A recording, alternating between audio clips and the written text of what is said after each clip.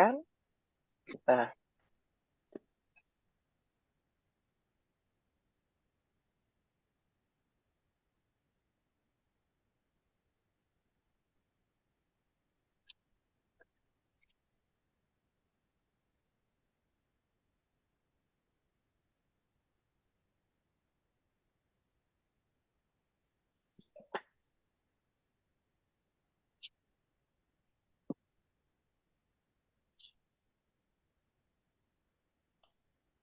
baiklah. Shalom, selamat siang waktu di Jerman, Düsseldorf dan sekitarnya, dan selamat malam khusus untuk pembicara kita, Pak Yobuguan di Indonesia, khususnya di Bandung. Selamat siang, selamat pagi ya di Kanada dan Amerika, dan saya mengucapkan selamat datang dan selamat bergabung bersama-sama dengan kami, Perki Düsseldorf di Jerman. Nama saya Lieke Gottwald Tauran, saya yang akan memimpin peribadatan kita pada pada siang hari ini. Baiklah, sebelum kita memulaikan peribadah online kita yang diadakan setiap akhir bulan atau minggu keempat, kita bertenang diri untuk mendengarkan sebuah lagu, dan setelah lagu ini diputar, doa buka akan dilayangkan oleh Kak Hotma. Baik, saya akan share screen lebih dahulu lagu The Lily of the Valley, bunga bakung yang di padang.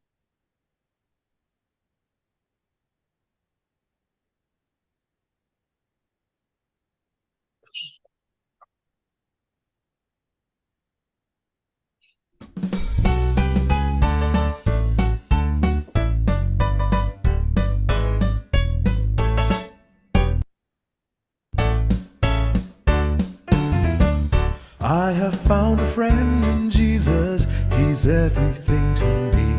He's the fairest of 10,000 to my soul.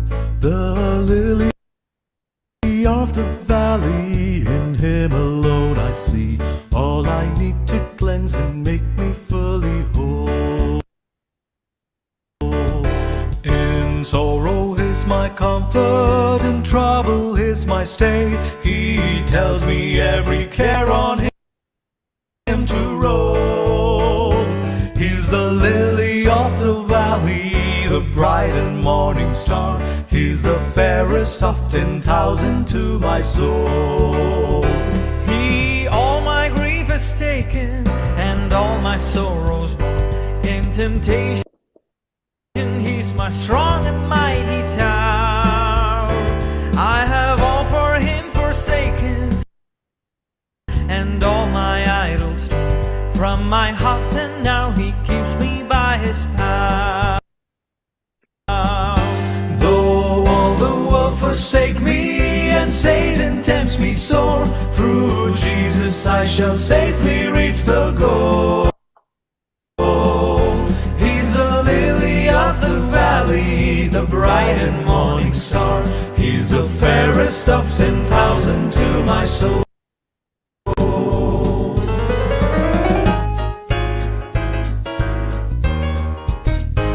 He will never, never leave me, nor yet forsake me here, while I live by faith and do his blessed will. Of all afar around me, I've nothing now to fear. With his manna he my hungry soul shall fill. Then sweeping up to glory, to see his blessed face, where rivers of delight shall ever roll. He's the lily of the valley, the bright and morning star. He's the fairest of 10,000 to my soul.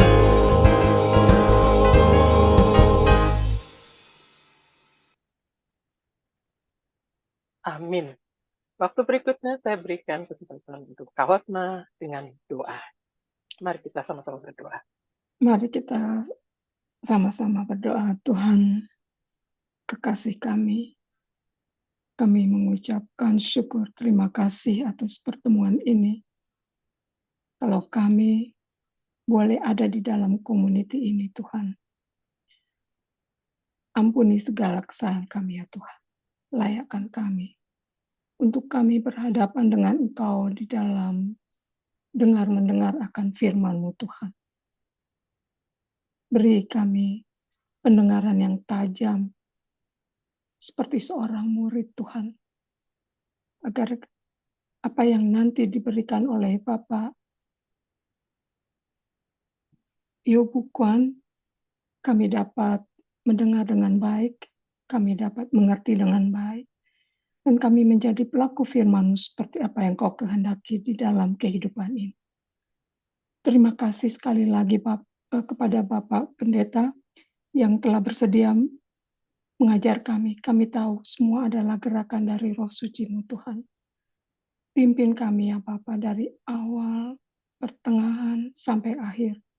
Biar kuasa Roh Kudus-Mu saja yang beracara di tengah-tengah kami ya Tuhan. Dan urapi Bapak Yobu Kwan di dalam memberitakan firman-Mu kepada kami Tuhan. Biar apa yang dia beritakan, apa yang dia ajarkan kepada kami, hanya kehendak-Mu saja Tuhan. Terima kasih Bapa, kami serahkan acara kami ini dari awal, pertengahan sampai akhir.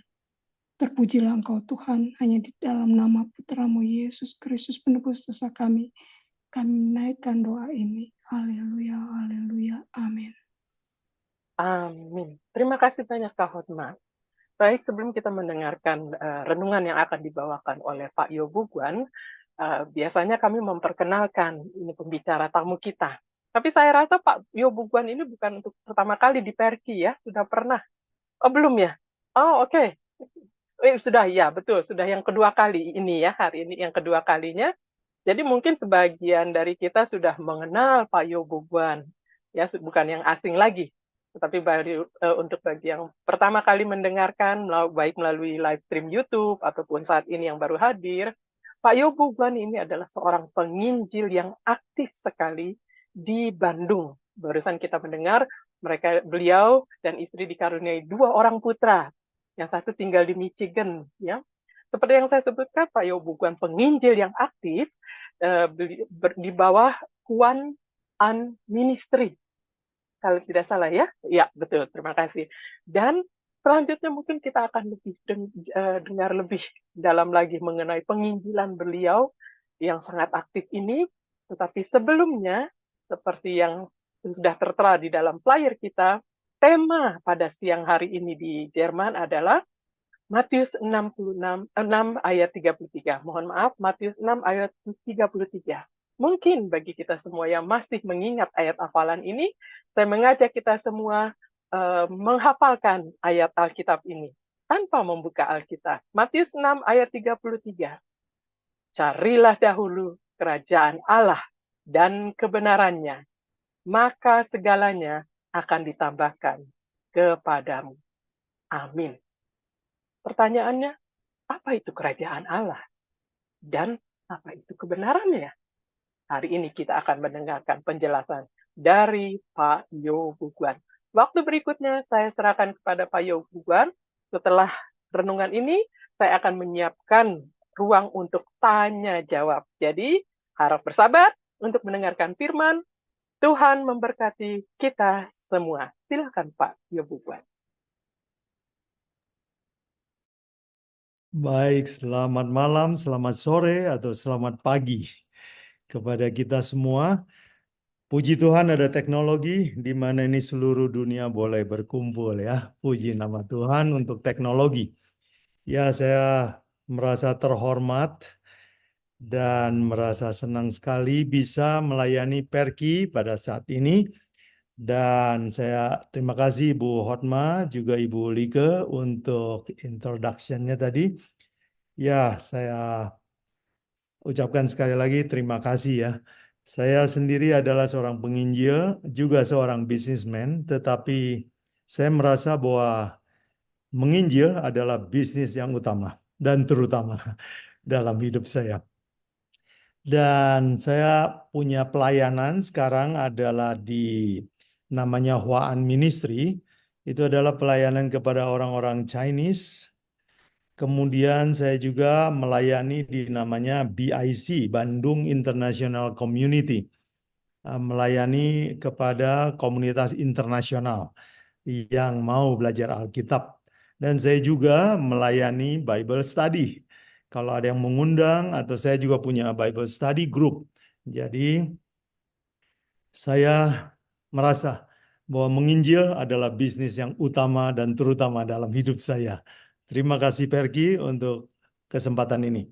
Nah, saudara sekalian, saya akan ambil waktu kira-kira mungkin 35 sampai 40 menit untuk membahas sebuah ayat yang sangat penting, yang sangat menarik, yang mungkin saya katakan adalah puncak dari pengajaran Yesus di atas bukit, khotbah Yesus di atas bukit, yaitu Matius 6 ayat 33. Dan saya percaya kebanyakan orang Kristen hafal ayat ini, tetapi apakah kita mengerti maksudnya dengan tepat? Nah, metode saya belajar pada malam ini, pada kesempatan ini, adalah metode kontekstual. Artinya saya membahas sesuai dengan maksud di dalam Alkitab itu.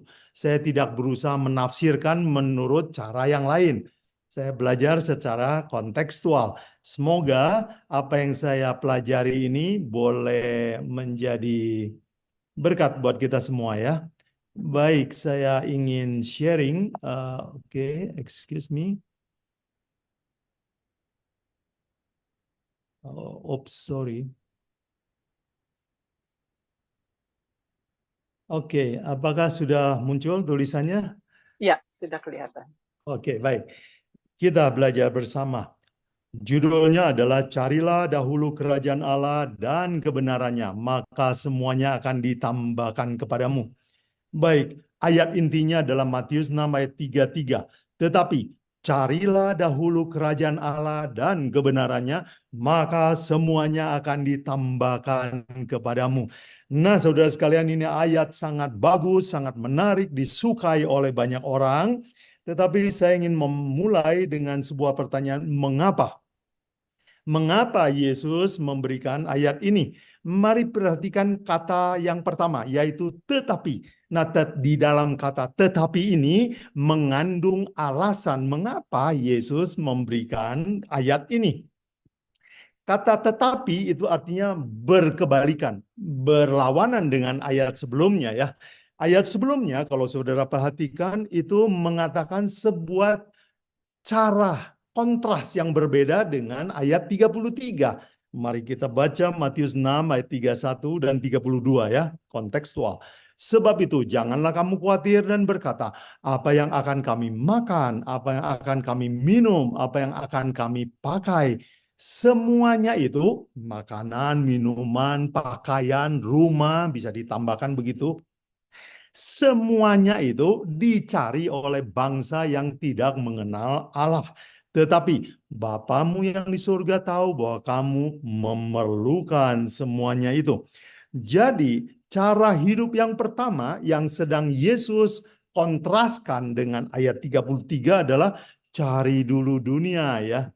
Kemudian itu sebabnya Yesus mengatakan di dalam Matius 6 ayat 33, tetapi kamu carilah dahulu kerajaan Allah dan kebenarannya, maka semuanya akan ditambahkan kepadamu. Jadi saudara sekalian, dengan kata lain, kita mendapat mengapa ayat ini ada. Karena Yesus sedang mengkontraskan, ya, membandingkan dengan sebuah cara hidup yang lain yang orang dunia lakukan. Nah, saya ringkaskan. Dua kontras yang Yesus sedang bikin comparison ya. Perbandingan adalah cara hidup yang ke-1 atau yang biasa orang dunia lakukan adalah yang utama adalah materi, makanan, minuman, perumahan, ya, uang, mungkin perusahaan, tabungan, dan seterusnya ya. Dan hal-hal rohani adalah sekunder ya. Tetapi sekarang Yesus datang dengan cara hidup yang kedua yang ditawarkan oleh Yesus, Matius 6 ayat 33 ya.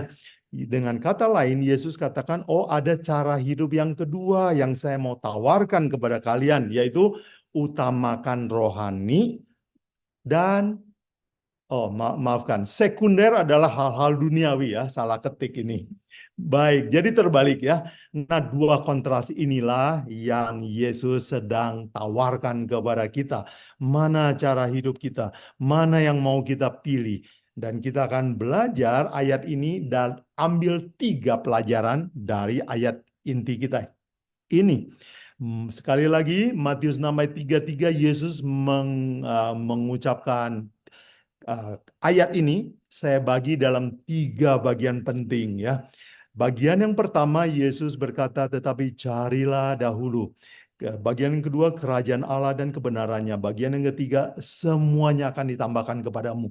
Nah, kita akan belajar 3 bagian ini. Pertama saya akan bahas apa artinya yang dimaksud oleh Yesus kerajaan Allah dan kebenarannya. Yang kedua, kita akan belajar apa maksud Yesus dengan carilah dahulu. Apa artinya dahulukan? Dan yang ketiga, kita akan belajar untuk apa, mengapa, apa keuntungannya Yesus menyuruh kita menawarkan pilihan ini buat kita. Yaitu dia berjanji semuanya akan ditambahkan padamu ya. Baik saudara sekalian, sekarang kita akan belajar ya. Apa arti kerajaan Allah dan segala kebenarannya ya. Kita akan belajar secara kontekstual. Yang pertama, nah secara kontekstual Yesus kan lagi khotbah di atas bukit ini. Matius 6 ayat 33. Mari kita mundur ke Matius 6 ya. Yesus mengajar murid orang-orang berdoa, dia bilang begini, karena itu berdoalah demikian ya. Saudara ingat itu adalah bagian sebelumnya. Bapa kami yang di surga, dikuduskanlah namamu. Lalu ayat 10, datanglah kerajaanmu, kehendakmu di bumi, jadilah kehendakmu di bumi seperti di surga. Nah saudara sekalian, apa maksudnya ini?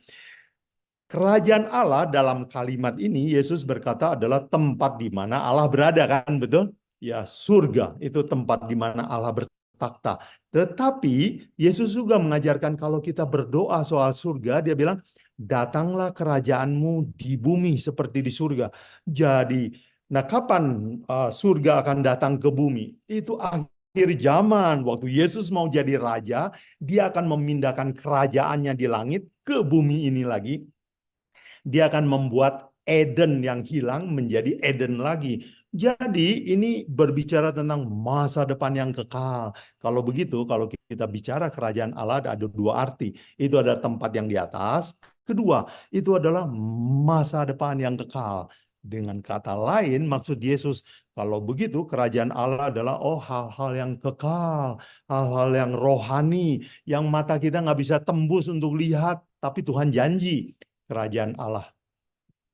Arti yang kedua, Yesus mengatakan di dalam Lukas 17 ayat 20-21 ya, atas pertanyaan orang Farisi apabila atau kapan kerajaan Allah akan datang, Yesus menjawab katanya, kerajaan Allah datang tanpa tanda-tanda lahiriah. Juga orang tidak dapat mengatakan, lihat, ia ada di sini atau dia di sana, sebab sesungguhnya kerajaan Allah ada di antara kamu.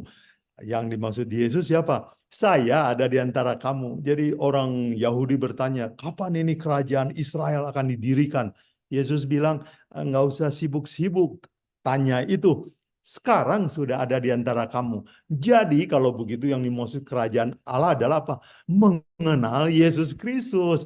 Kalau kamu kenal Yesus, kamu sudah kenal kerajaan Allah. Kamu ketemu Yesus, kamu sudah ketemu kerajaan Allah. Itu maksudnya. Jadi ini arti kedua daripada kerajaan Allah adalah mengenal Yesus Kristus ya, kontekstual. Nah, apa arti kebenarannya?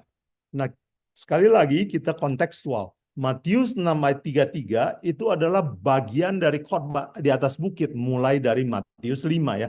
Matius 5, 6, 7 adalah satu seri khotbah, catatan khotbah Yesus yang paling lengkap yang pernah dicatat di Injil.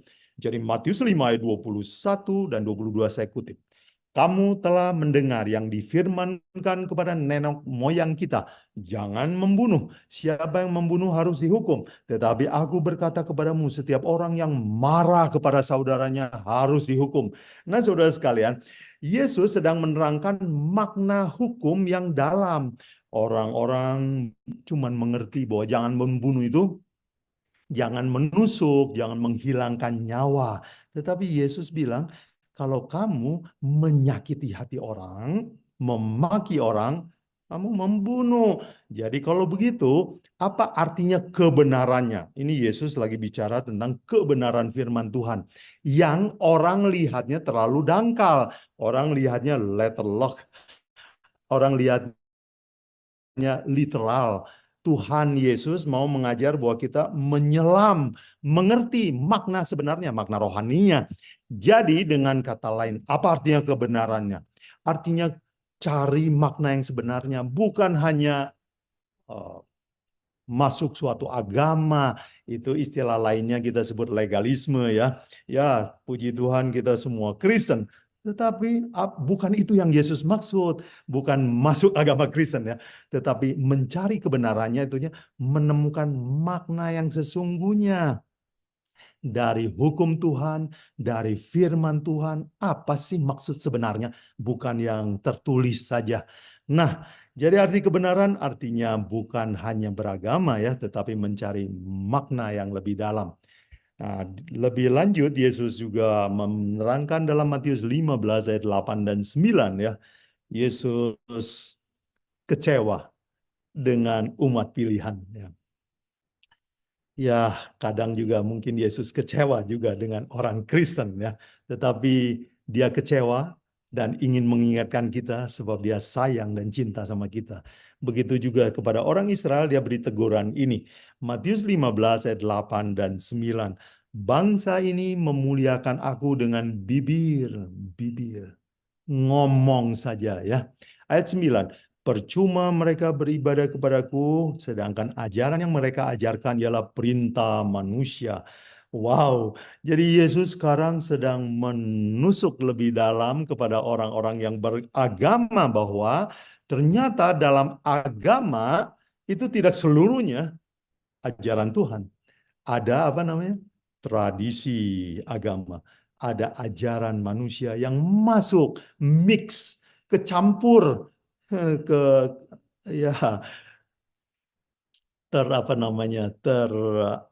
ya dengan kebenaran Alkitab sehingga samar ya. Seringkali kita pikir semua yang dikatakan di mimbar oleh pendeta adalah kebenaran. Sebenarnya tidak juga. Yesus mengingatkan bahwa di dalam agama ada yang disebut tradisi agama, bukan kebenaran agama. Jadi apa artinya kebenarannya? Yaitu mencari makna yang sesungguhnya, bukan tradisi agama. Nah, saudara sekalian, jadi arti kebenarannya apa itu? Ya, tadi kita sudah kutip, Yesus bilang kamu sudah dengar jangan membunuh. Yang saya maksud adalah kalau kamu menyakiti hati orang, kamu membunuh. Kamu mendengar jangan berzina. Sebenarnya kalau pikiranmu kotor, kamu sudah berzina. Jadi apa arti kebenaran yang Yesus maksudkan? Yaitu kita harus belajar makna rohaninya. Kita harus Bible study. Jangan cuma dengar kata gereja. Jangan cuma kata orang di mimbar. Kita mau tahu apa sih maksud Tuhan. Kita mau baca sendiri ya. Nah, arti kebenaran yang lain, Yesus juga katakan kamu harus belajar hal-hal yang lain juga dari Alkitab ya, bukan cuma surga ya. Kamu juga belajar hal-hal kebenaran surga.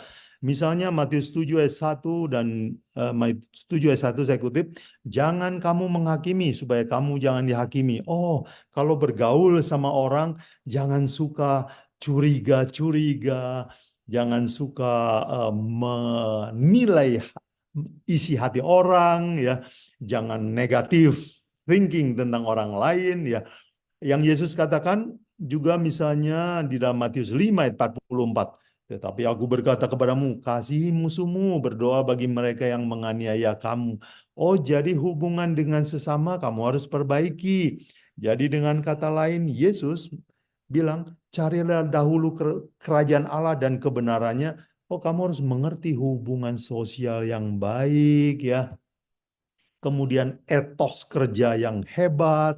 Misalnya di dalam Matius 5 ayat 41 ya. Dan 44 Yesus berkata, siapapun yang memaksa engkau berjalan sejauh 1 mil, berjalanlah dia 2 mil. Dalam bahasa Inggris ini disebutkan walk extra mile ya. Kalau orang suruh kamu kerja mulai jam 8, masuk setengah 8 ya. Kalau orang suruh kamu selesaikan tugas ini, ya 1 minggu, setengah minggu sudah selesai. Etos kerja yang baik. Ini namanya kebenaran Alkitab ya. Jadi kesimpulannya saudara sekalian, apa artinya kebenaran? Kebenaran artinya seluruh ajaran Alkitab dan prakteknya yang benar. Itulah yang Yesus maksudkan, kamu harus cari sampai mengerti.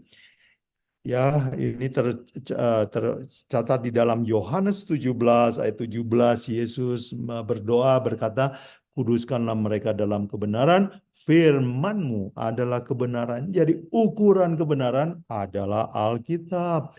Orang Kristen pergi ke gereja, tetapi belum tentu baca Alkitab ya.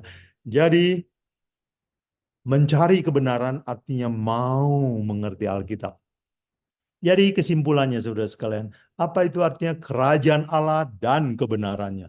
Itu artinya kita mencari hal-hal yang kekal, hal-hal yang rohani, dan kebenaran Alkitab yang sebenarnya. Oke, inilah bagian yang pertama dari pelajaran kita. Sekarang kita mau masuk mengajukan pertanyaan yang kedua. Bagaimana atau apa yang dimaksud Yesus dengan mendahulukan? Apa sih artinya mendahulukan? Kita juga belajar secara kontekstual. Kita mundur ke ayat sebelumnya di dalam Matius 6 ayat 19 sampai 21, Yesus mulai pengajaran tentang Matius 6:33 ini dengan membicarakan tentang harta. Ya, mengumpulkan harta.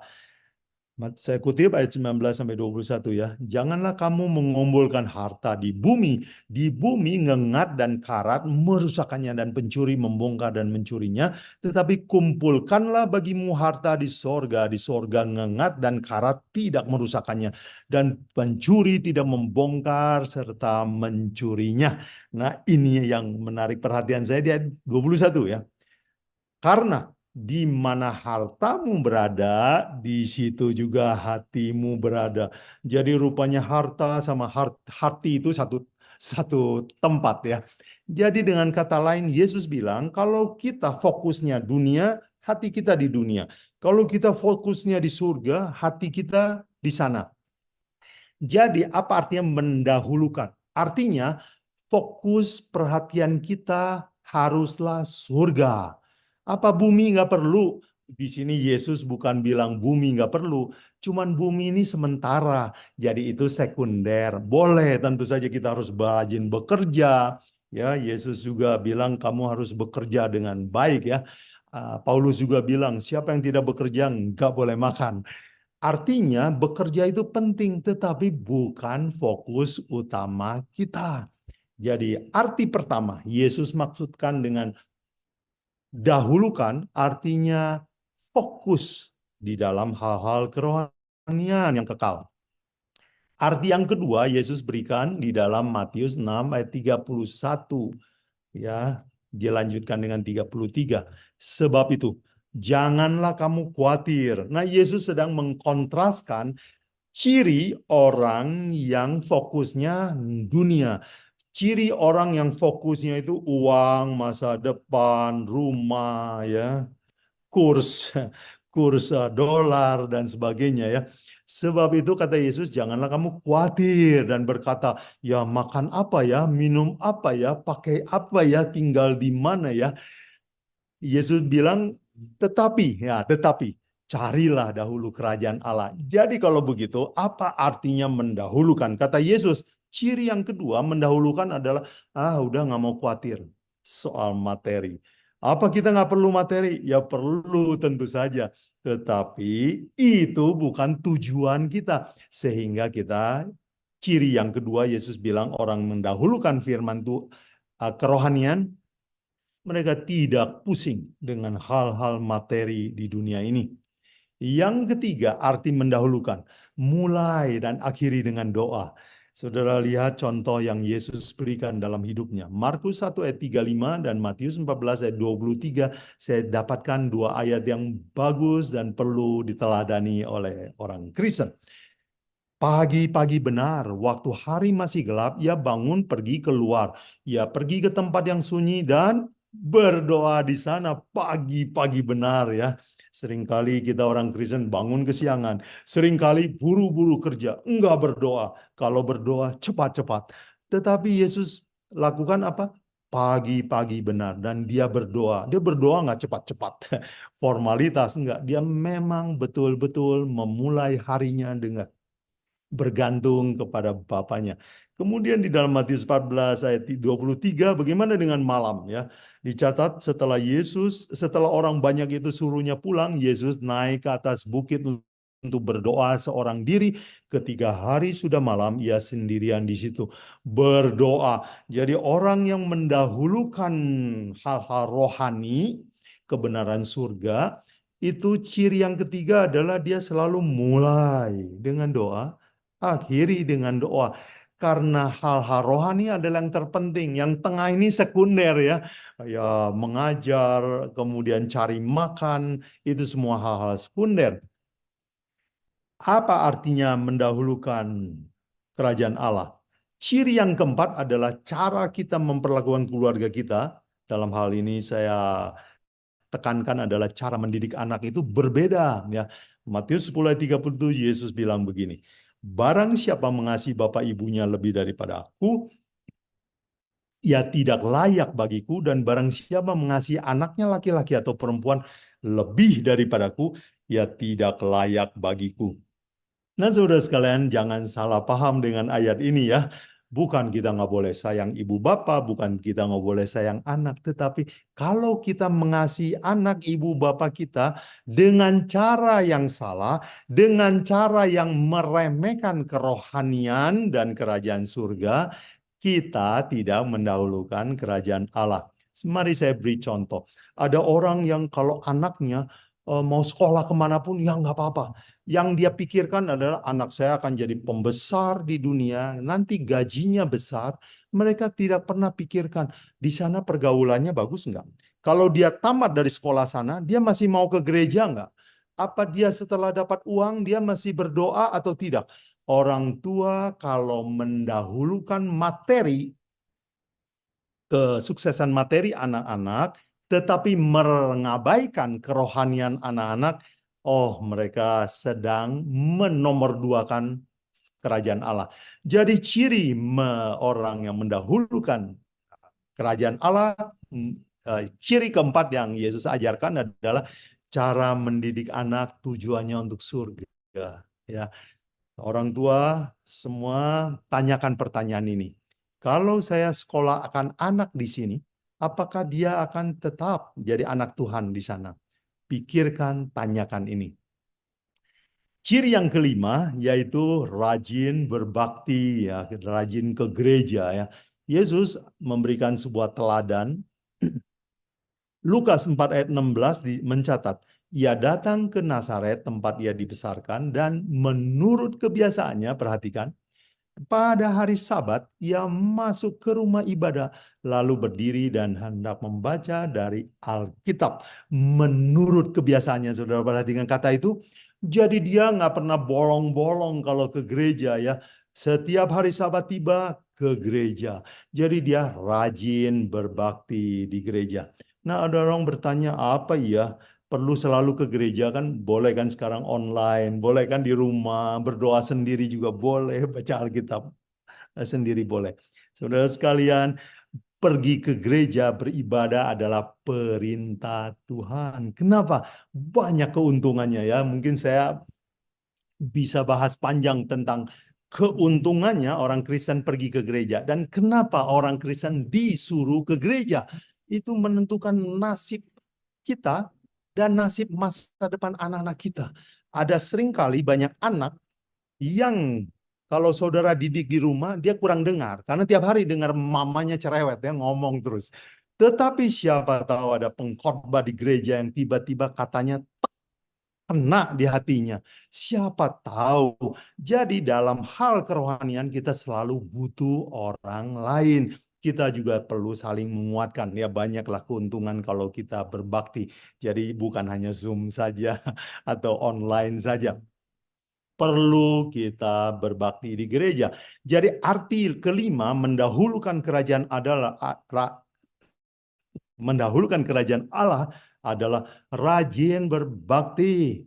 Ya, jangan gampang bolos ya. Oke, yang keenam dicatat dalam Yohanes 6 ayat 27 ya. Rajin belajar Alkitab ya, sama rajinnya dengan kita kalau kerja cari uang ya. Yohanes 6 ayat 27, Yesus berkata, bekerjalah, bukan untuk makanan yang dapat binasa, melainkan untuk makanan yang bertahan sampai kepada hidup yang kekal. Jadi Yesus bilang, kamu kan rajin cari uang. Ya bagus, bagus. Tetapi jangan cuman itu, karena roti habis, makan lapar lagi ya. Kita punya banyak uang, nanti mati juga diteruskan, dikasih ke orang lain. Yesus bilang, selain kamu rajin cari uang, kamu harus rajin cari kerohanian ya. Dan Yesus bilang bahwa kita harus rajin ya. Saya kutip Amsal 2 ayat 4 dan 5 ya. Jikalau engkau mencarinya seperti harta perak dan mengejarnya seperti harta terpendam, maka engkau akan memperoleh pengertian tentang takut akan Tuhan dan mendapat pengenalan akan Allah. Alkitab mengatakan bahwa cari hal-hal rohani, jangan kalah rajin sama cari uang. Sama. Kita kalau cari uang on time kan, masuk kerja on time kan, nggak berani bolos kan. Bagaimana dengan gereja? Ya, kalau gereja banyak bolos ya. Saya lihat banyak orang kalau kerja nggak pernah terlambat. Astaga, kalau ke gereja terlambat melulu. Jadi jangan ya. Ini ciri yang keenam, yaitu rajin ya, rajin. Sama seperti kita kalau kerja. Nah, saudara sekalian, mari kita masuk ke bagian yang ketiga. Ini bagian yang terakhir. Apa keuntungan ajaran ini, saudara sekalian? Buat apa Yesus mengajarkan ini? Karena Yesus menawarkan ini. Keuntungan cara hidup yang Yesus tawarkan berbeda dengan dunia adalah yang saya garis bawahi di bagian kedua ya. Matius 6 ayat 33. Tetapi carilah dahulu kerajaan Allah dan kebenarannya. Nah ini hadiahnya. Maka semuanya akan ditambahkan kepadamu. Apa maksud semuanya itu? Semuanya adalah semua yang dikhawatirkan oleh orang dunia di sebelumnya. Makanan, minuman, ya, kesehatan, perumahan, keuangan, masa depan anak-anak kita. Semuanya itu artinya hal-hal materi dunia yang kita perlukan. Jadi dengan kata lain, Yesus ingin menawarkan bahwa keuntungan cara hidup yang Yesus ajarkan adalah kamu akan dapat semuanya. Kamu akan dapat kedua-duanya. Surga dapat, dunia dapat ya. Inilah keuntungan yang Yesus tawarkan. Mari kita kontraskan ya. Menurut Alkitab, cara hidup pertama yaitu cara hidup orang dunia itu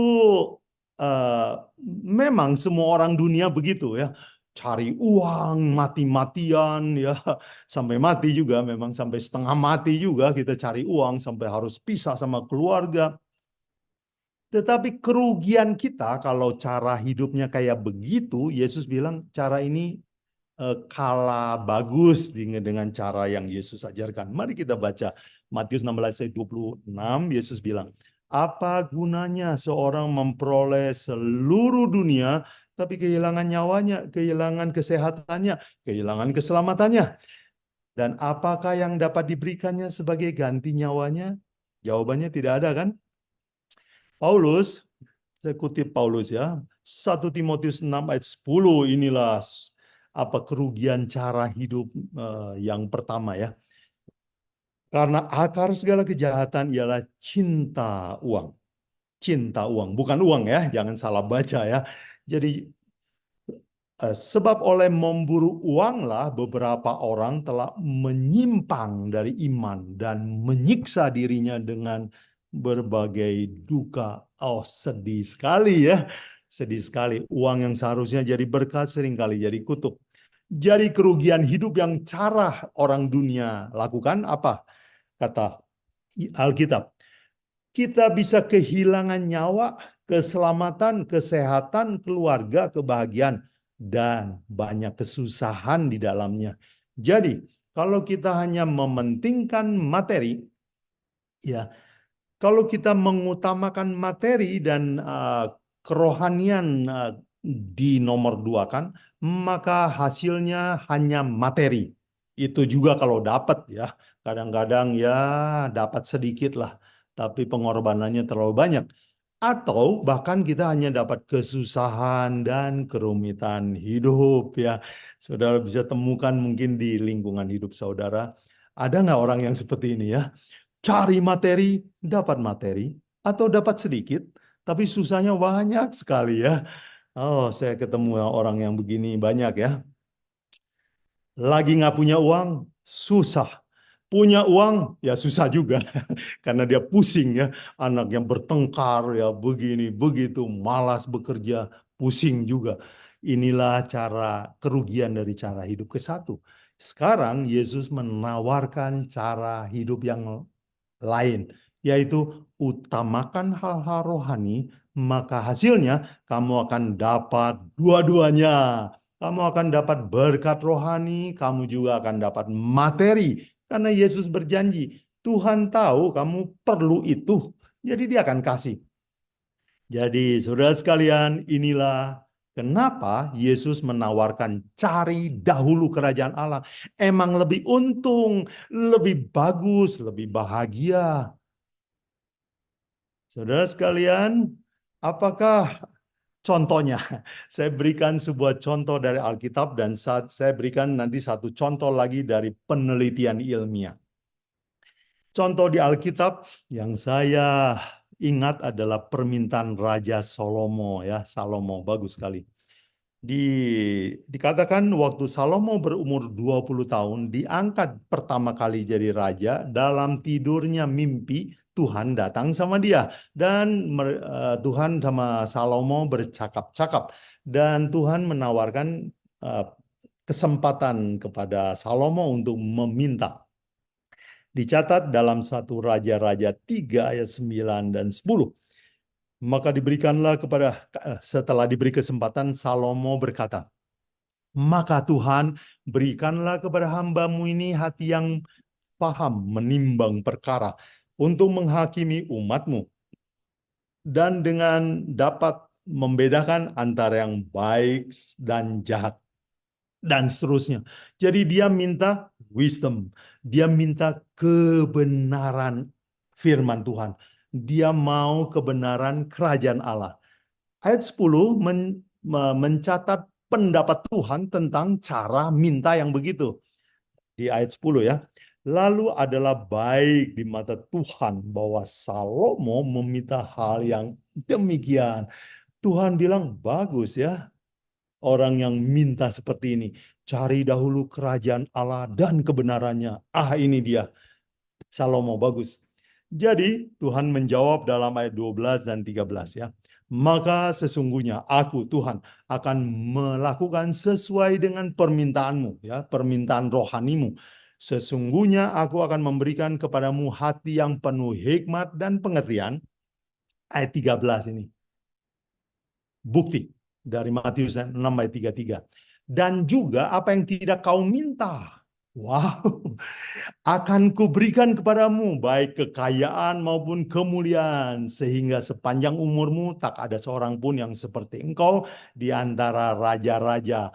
Bukan main, Tuhan Ya, Tuhan kita janjinya, sifatnya dulu, sekarang, akan datang sama.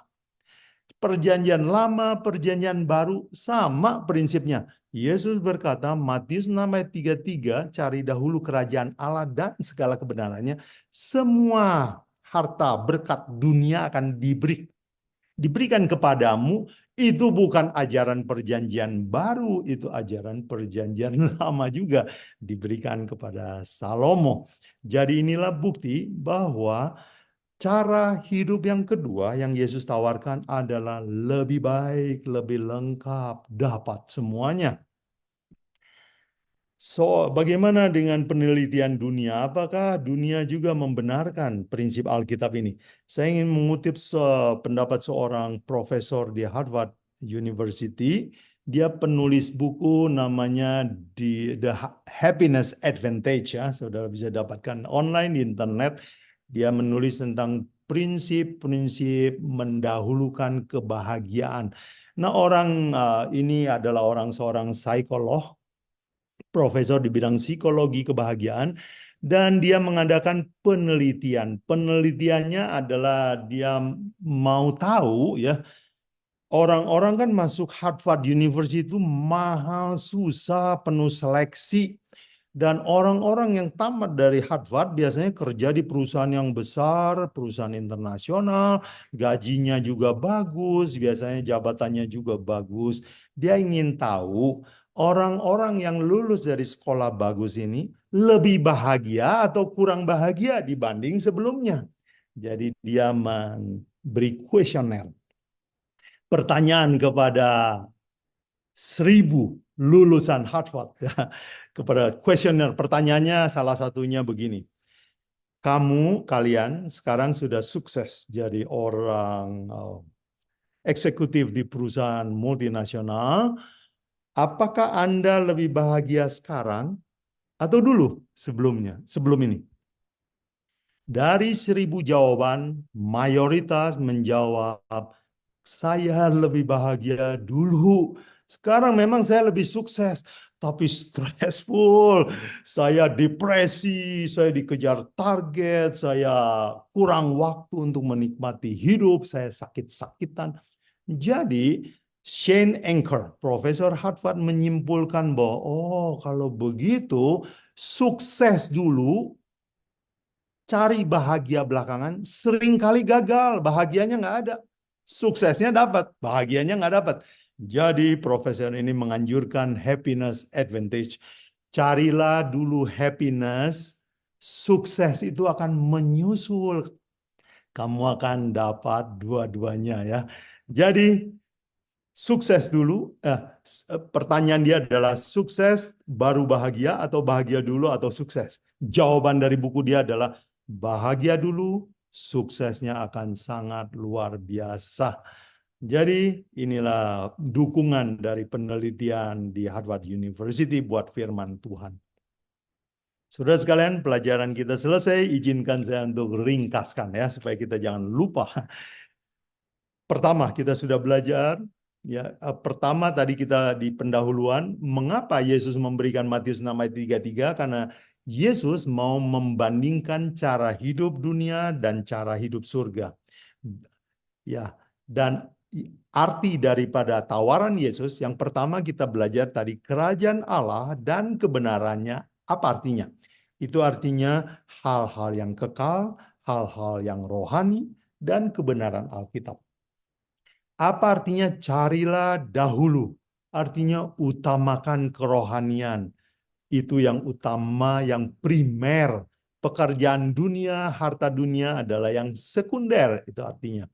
Yang ketiga, apa keuntungannya cari dahulu kerajaan Allah dan segala kebenarannya? Yesus berjanji, kamu akan dapatkan berkat sorga dan berkat dunia. Dua-duanya kamu akan dapatkan. Jadi, saudara sekalian, sebagai penutup, saya ingin bagikan sebuah cerita kesaksian dari seorang sahabat saya.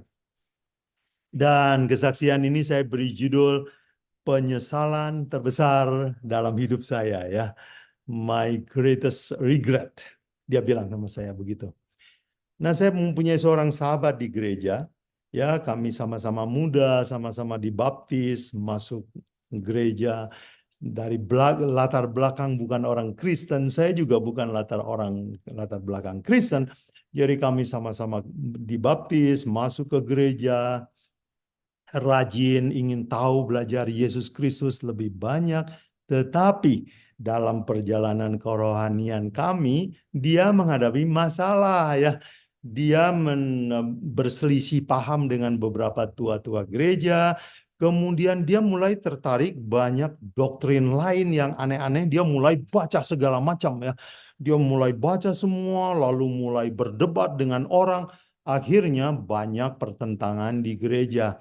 Jadi dia merasa tidak nyaman dan orang suka menentang dia. Akhirnya dia, udah, saya nggak mau ke gereja lagi. Dia sakit hati. Dan kemudian waktu itu dia mulai karirnya menanjak. Jadi dia mulai ngejar karir. Dan dia berpikir bahwa kalau saya punya uang, nanti lihat orang gereja akan lihat siapa saya. Dan dia merasa bahwa anak saya nggak perlu ke gereja, saya cukup didik dia di rumah. Mereka cukup saya besarkan di rumah. Saya akan ajarkan Alkitab sama mereka. Itu kata dia waktu kami melawat dia. Jadi dia rajin cari uang dan benar saja. Dengan kerajinannya dia berhasil menduduki jabatan tinggi di perusahaannya sampai akhirnya menjadi kaya raya, banyak sekali asetnya. Waktu saya bertemu dengan dia, rumahnya di sana, rumahnya di sini. Wow, mengagumkan secara dunia. Tetapi 20 tahun kemudian setelah dia tinggalkan gereja, suaminya suatu hari bilang sama dia begini. Sebelum tahun ke-19. Dia bilang, istriku, aku rasanya nggak enak ya, udah lama nggak pernah ke gereja lagi. Bagaimana kalau kita kembali ke gereja? Istrinya bilang, enggak gengsi.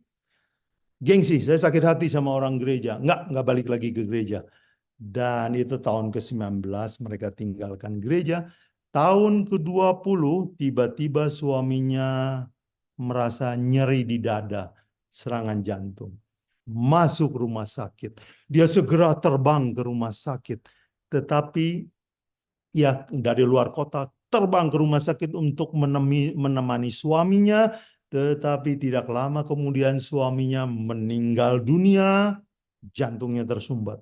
Meninggal tiba-tiba dengan harta yang banyak. Disitulah untuk pertama kali dia bilang, you know Buguan, saya seperti ditimpa batu besar dalam hidup saya. Saya merasa apa arti semua uang ini buat saya? Enggak berguna, bangunkan suami saya mau suami saya balik lagi. Saya nggak mau uang ini semua. Tetapi suaminya digoyang-goyang, ya diam aja, meninggal dunia. Dan dia lalu waktu dilawat, tidak lama kemudian memang dia senang dilawat dan balik lagi ke gereja. Lalu dia bercerita kepada saya, you tahu bukan, penyesalan terbesar saya ada 2. Saya bilang, apa boleh tahu? Nomor 1, suami saya minta balik ke gereja dan saya terlalu gengsi. Saya bilang, apa penyesalan yang kedua? Saya kehilangan golden period, masa emas mendidik anak saya. Waktu mereka sedang muda-mudanya dididik dengan firman Tuhan, saya tidak bawa mereka ke gereja. Sekarang sudah besar, saya mau kembali ke gereja. Tidak ada satupun yang mau nurut lagi sama saya. Nangis dia. Bapak Ibu, saudara sekalian, penyesalan terbesar saya, kata teman saya, janganlah jadi penyesalan siapapun juga.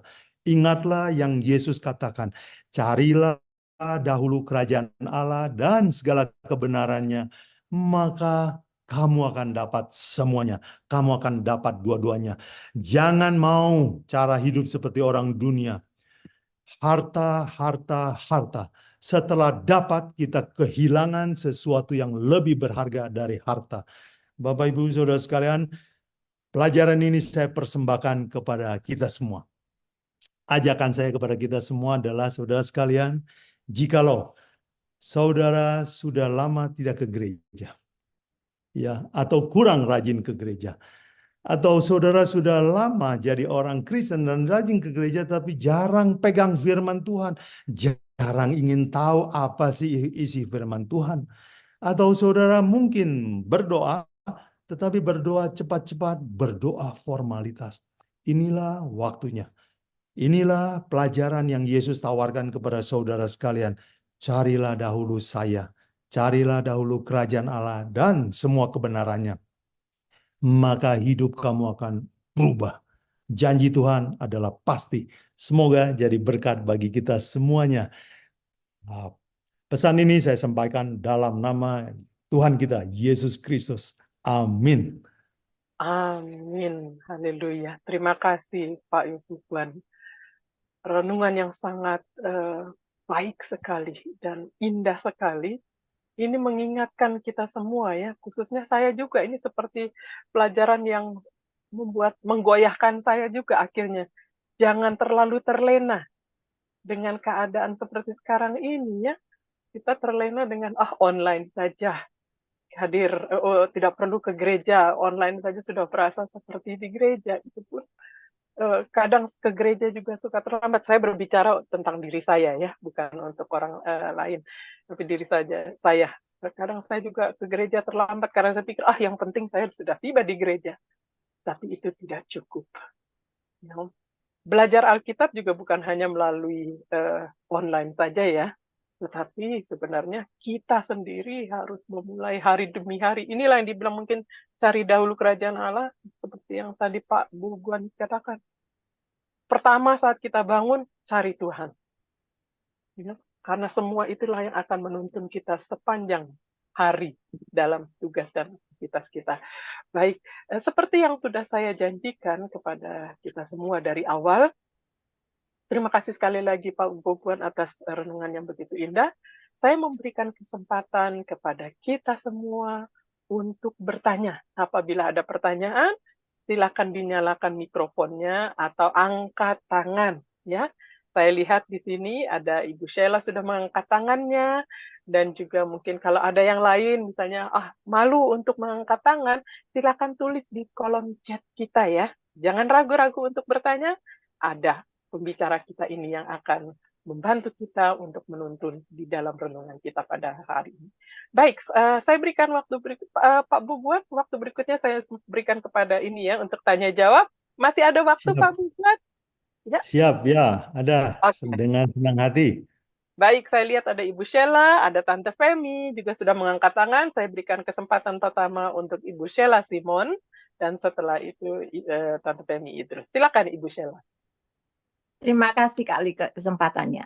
Terima kasih juga firman Tuhan yang sudah diberikan dari Pak Yo. Terima kasih mengingatkan kita semua, kepujian Tuhan saja yang dimuliakan di muka bumi ini. Saya mau tidak bertanya tetapi kesaksian menambah. Ini saya jalankan rumus ini. Pada saat itu saya dihina orang juga. Saya pelayan di gereja juga, di anak-anak. Kadang saya dihina, miskin-miskin, tapi saya katakan, tidak, saya tidak miskin, saya anak raja, anak Tuhan. Dan pada saat itu saya berdoa, dan juga saya berdoa sama Tuhan, Tuhan, hidup saya memang satu petak rumah ini 4x4 saya menyewa. Tetapi Tuhan berikan hamba satu seperti ini dan semuanya itu, dan anak saya sekolah, dan kami selalu yang utama bersamamu. Tuhan jawab doa itu. Pada tahun 2014 kami ke Kanada. Kita tidak tahu kehidupan ini. Saya orang yang tidak mampu, dikatakan orang miskin, tetapi saya merasa anak Tuhan, dan Tuhan itu adalah yang terkaya, dan Dia berikan. Ya, memang benar, rumus yang dikatakan firman Tuhan, yang dibawakan oleh Pak Yo, itu adalah benar. Kita dahulukan Tuhan, baru kita mendapatkan tambahannya. Puji Tuhan. Terima kasih. Kesaksian ini kita bawakan untuk kepujian nama Tuhan saja. Amin. Terima kasih Kak Like. Terima kasih.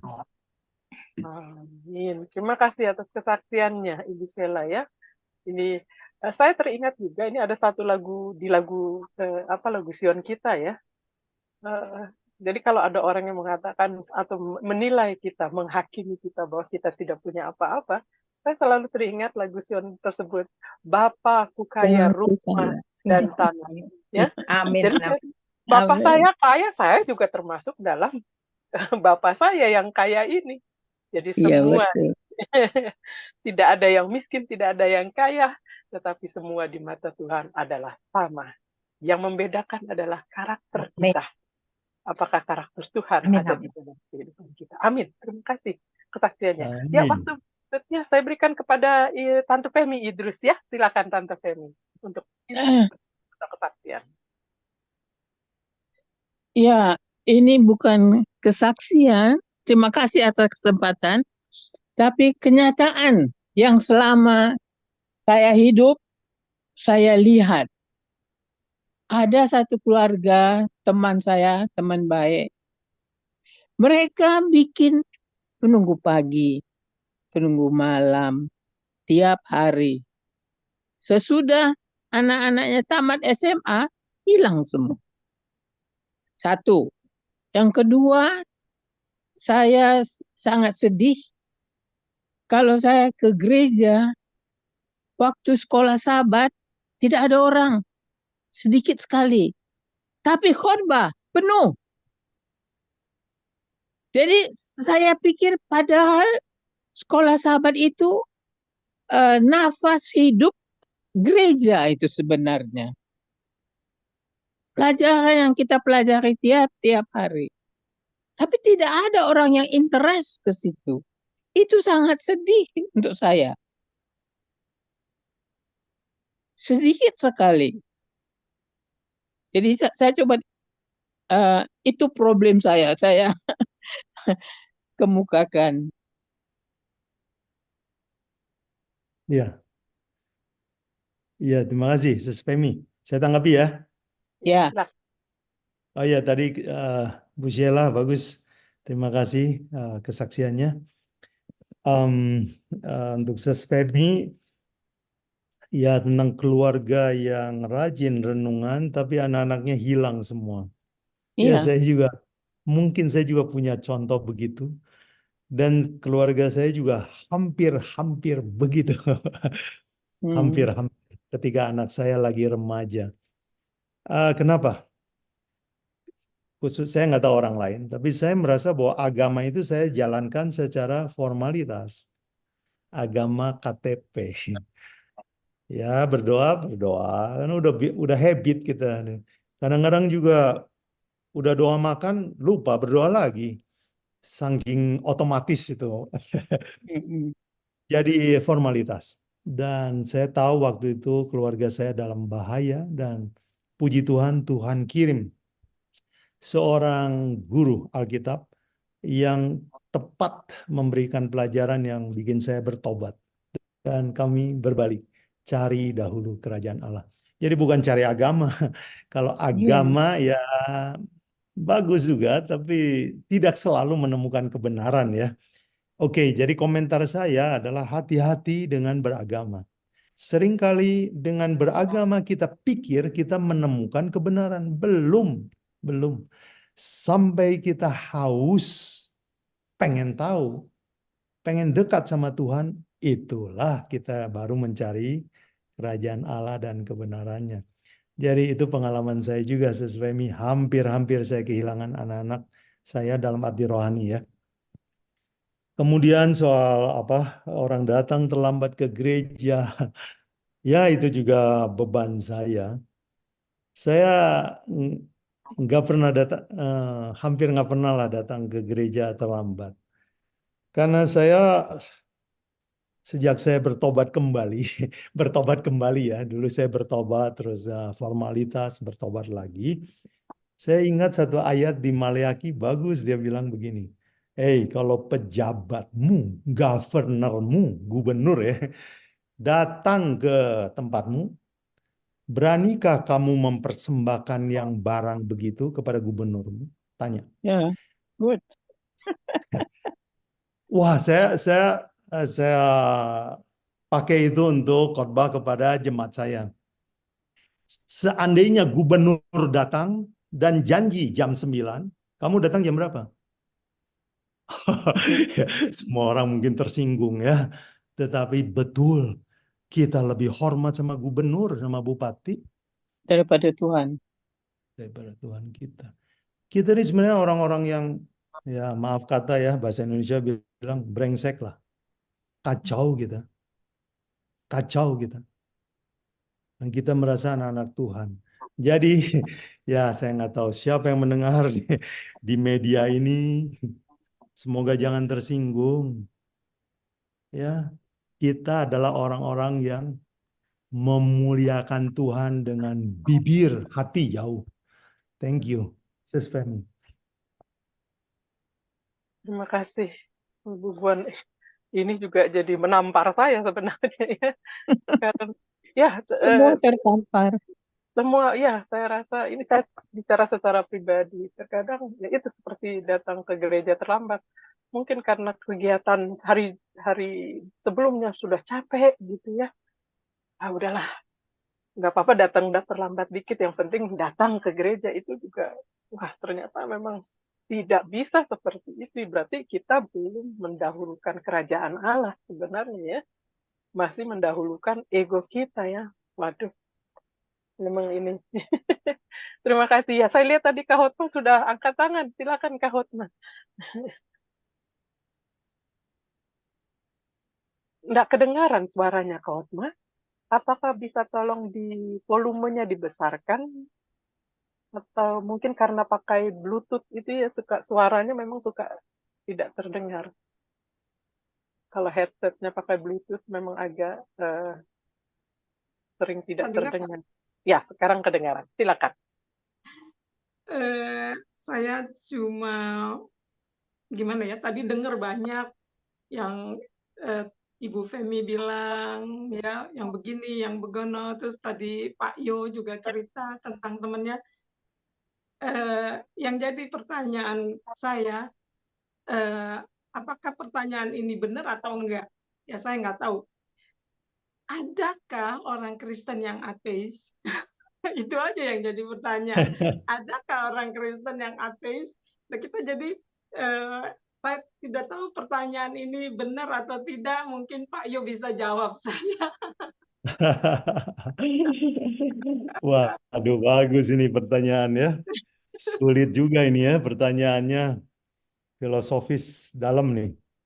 Saya coba jawab ya. Semoga nggak kena nih ya, tapi saya nggak tahu.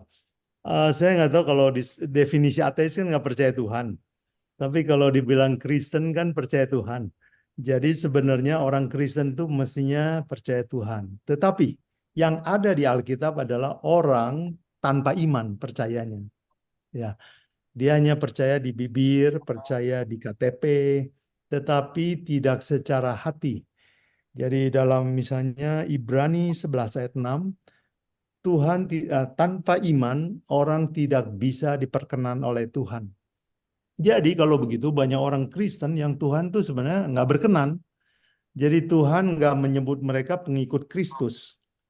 Tetapi orang dunia sebut dia pengikut Kristus alias Kristen. Ya. Jadi mungkin jawaban saya gini. Apakah ada orang Kristen yang ateis? Secara definisi tidak.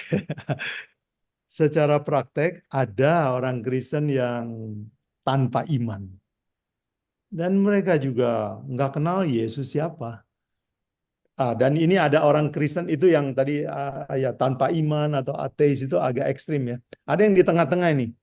Ada orang Kristen yang sebenarnya nggak pengen masuk surga, tapi cuman takut masuk neraka. Katanya panas, jadi takut. Jadi motifnya takut. Jadi sebenarnya nggak kangen-kangen amat lah dengan surga. Jadi Ibu Hotma, terima kasih pertanyaannya. Nggak tahu saya menjawab atau tidak ya. Saya pikir ya itu udah terjawab ya Pak, karena kan kasusnya di sini cuma iman aja. Jadi kalau nggak ada iman, tapi dia ada di gereja aktif ya, kita juga nggak tahu ya dia kenal nggak Roh Kudus yang sekarang ini dikirim Tuhan untuk menjadi penolong kita? Kan itu yang jadi pertanyaan. Jadi pada prinsipnya konsepnya cuma satu, iman ya Pak ya. Seperti tadi Iman. Bapak bilang, nggak ada itu berarti bukan orang Kristen ya Pak ya. Cuman kalau dia ada di dalam gereja, cuman aktivitasnya aja yang dia ikutin. Begitu ya Pak ya? Betul. Dan ingat ya, iman itu adalah sebenarnya barang berharga, barang langka. Dari orang Yahudi, orang Israel yang keluar dari Mesir, 600.000 keluarga, cuman 2 keluarga yang masuk Kanaan. Ujian iman gagal semua. Jadi kalau begitu kita bisa simpulkan bahwa iman adalah barang langka. Belajar, minta sama Tuhan. Itu barang berharga, itu paspor masuk surga. Paspor.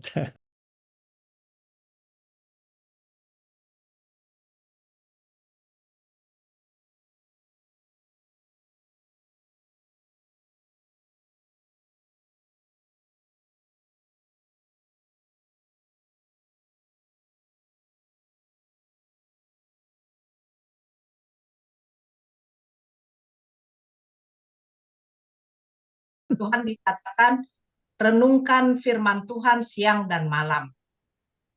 Ada kan? Nah, Ya. untuk menambahkan iman, terus gimana caranya?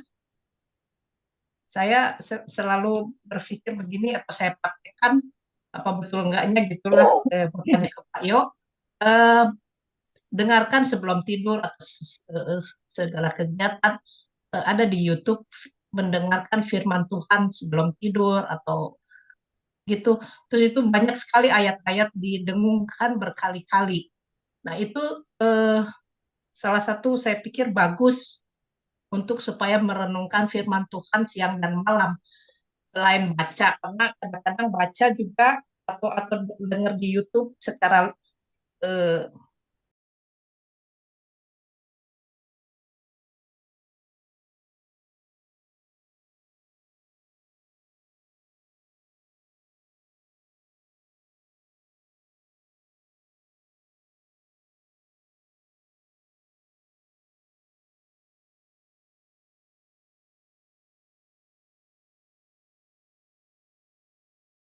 Bisa bangkrut atau kena diare. Kalau tukang masaknya kurang bersih ya. ya. Jadi boleh Bu makan di restoran sekali-sekali. Berkali-kali juga boleh. Tapi jangan lupa belajar masak. Jadi begini maksud saya. Ya. Ya bagus, ikut perki, dengar firman Tuhan, dan YouTube ya. Bagus.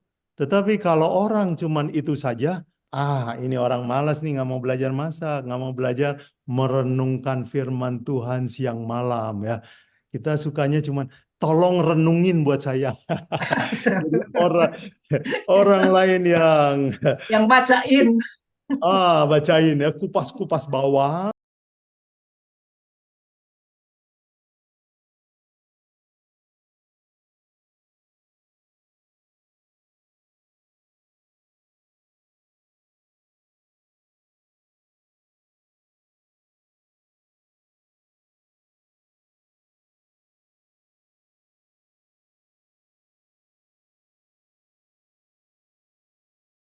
Yang sama malam ya, artinya sepanjang hari itu. Mikir ya apa ya maksudnya ya, lagi nyetir ingat firman Tuhan. Jadi selalu pikir-pikir. Nah itulah caranya menumbuhkan iman. Apa definisi iman? Yang paling gampang adalah Roma 10 ayat 17. Iman adalah percaya kepada firman Tuhan. Jadi iman itu kalau Ibu bayangkan adalah rumah, itu fondasinya Alkitab. Nah, ada orang bilang, saya beriman kepada Yesus, tapi nggak pernah belajar Alkitab. Jadi apa yang dia sebut iman itu nggak ada fondasinya, cuman katanya Yesus baik. Katanya, kata orang. Loh, lah orang kan bisa salah tuh ya.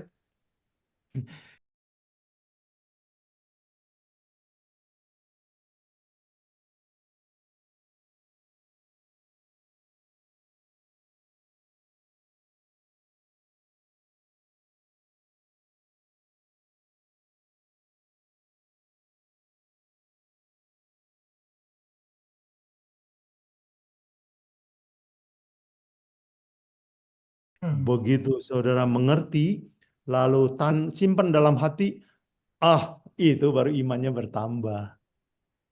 Jadi makanan itu jadi apa? Jadi daging ya, kata orang sini ya. Makan jadi daging, bukan masuk terus pergi ke belakang, bukan. Jadi gizi buat hidup kita. Begitulah iman bertumbuh.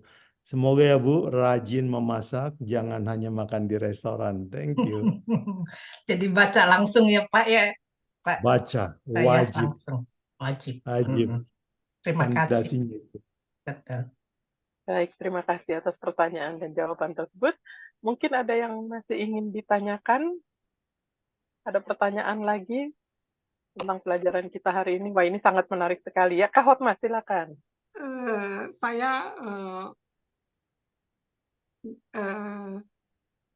mendapatkan penerangan dari Pak Bukuan, pelan ya, tetapi nyangkut gitu loh Pak. Artinya step-stepnya bagus sekali, kayak kita belajar matematik, dan saya terus terang saya terberkati untuk itu.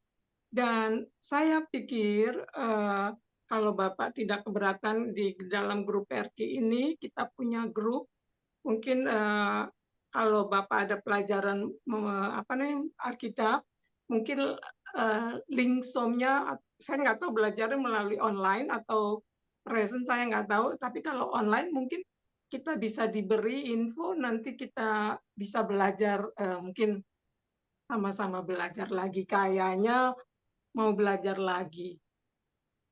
Terima kasih Pak. Siap. Terima kasih untuk kerinduannya. Nanti ya, saya juga ngajar tiap hari Senin lewat Zoom.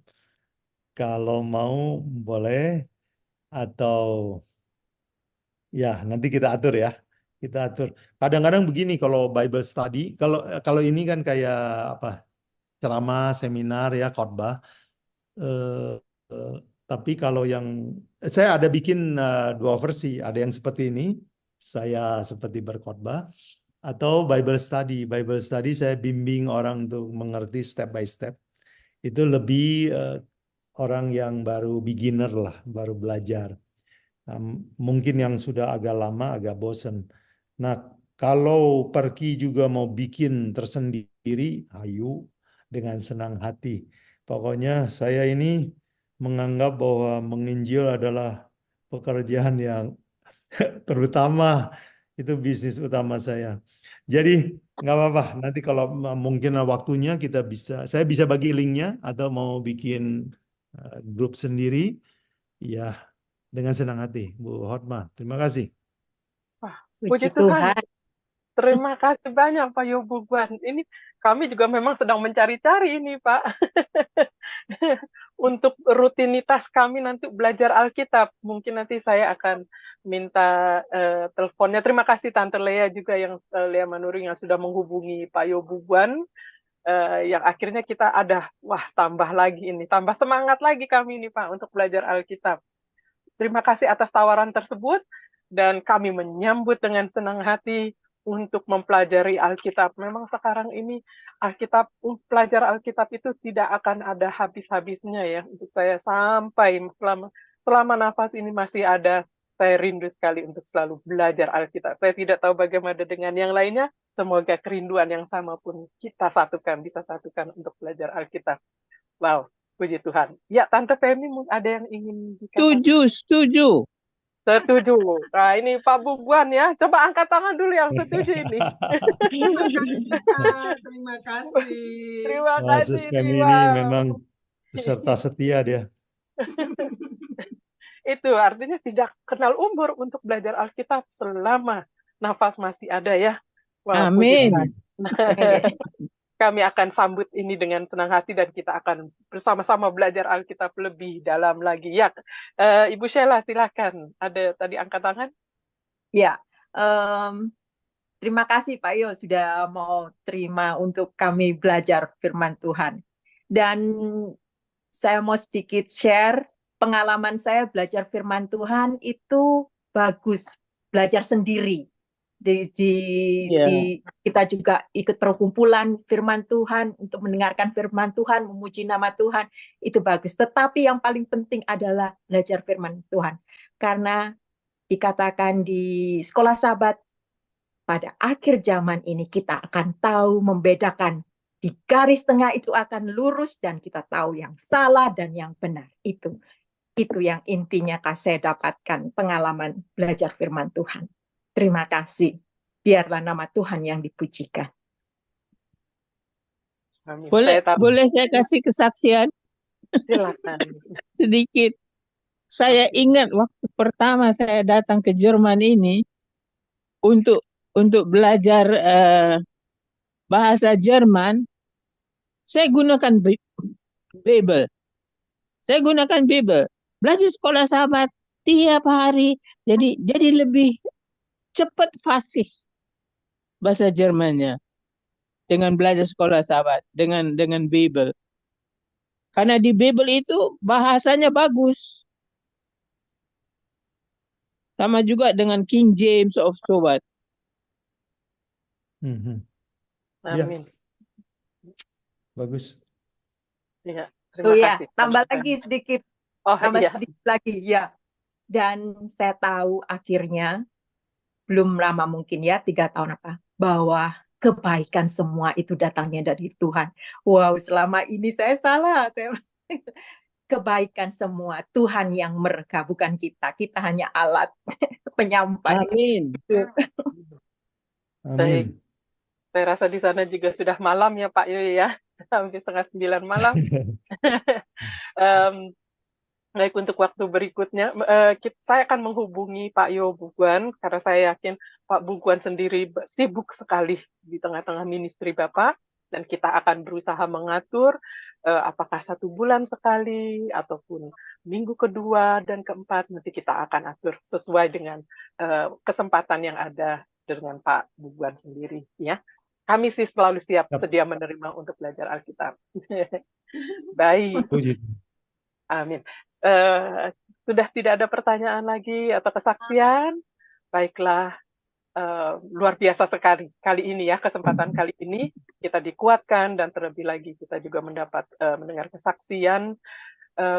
Saya lihat ini ada Pak Yohanes Effendi yang menyalakan mikrofonnya. Mohon maaf, Bapak, apakah ada pertanyaan atau kesaksian?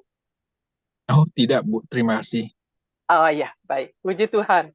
Dengan demikian, saya atas nama Perki Düsseldorf menyampaikan terima kasih khususnya kepada Tuhan dan Pak Yo Buguan yang sudah menuntun kami untuk belajar Alkitab lebih dalam lagi dan menguatkan kami dengan kesaksian-kesaksian dari pembicara kita, juga dari masing-masing kita semua.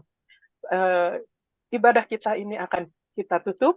Dan sebelum kita menutupnya, saya mengundang Pak Yo Buguan untuk memimpin kita dalam doa. Silakan. Mari kita berdoa. Bapa kami dalam surga, Allah yang Maha Baik, kami bersyukur untuk pemberian-Mu yang luar biasa, yaitu firman Tuhan, yang adalah penerang, petunjuk hidup kami, supaya kami jangan salah cara hidup kami di dunia ini yang hanya sekali. Tuhan, kami telah melihat di sekitar kami, dan dari kebodohan kami masa lalu, cara hidup kami yang salah, kami tidak mendahulukan kebenaran firman Tuhan. Tuhan, pada malam ini kami telah ditegur oleh firman-Mu yang ajaib. Biarlah tawaran Tuhan yang ajaib ini boleh kami rindukan, kami renungkan, dan kami praktekkan dalam hidup kami. Biarlah Tuhan, kami sekarang sadar bahwa kerajaan surga adalah yang utama, dan Tuhan akan menambahkan semua yang kami perlukan untuk dunia ini. Tuhan akan memberikan kebahagiaan kepada semua pendengar. Diberkatilah semua keluarganya. Biarlah mereka rajin kembali datang ke gereja. Biarlah mereka rajin beribadah, rajin menyelidiki firman Tuhan. Diberkati Perki, dan pengaruhnya biarlah boleh menjadi terang bagi orang-orang sekitarnya. Dan Tuhan, gunakan Perki juga untuk menjadi alat penginjilan yang ampuh. Tuhan berkati semua peserta yang ikut dalam acara ini, pendengar yang setia, biarlah berkat dari Tuhan dan damai sejahtera dari Yesus Kristus menyertai semua pendengar dari sekarang sampai Tuhan datang kembali. Dalam nama Yesus kami berdoa. Amin. Amin. Haleluya. Terima kasih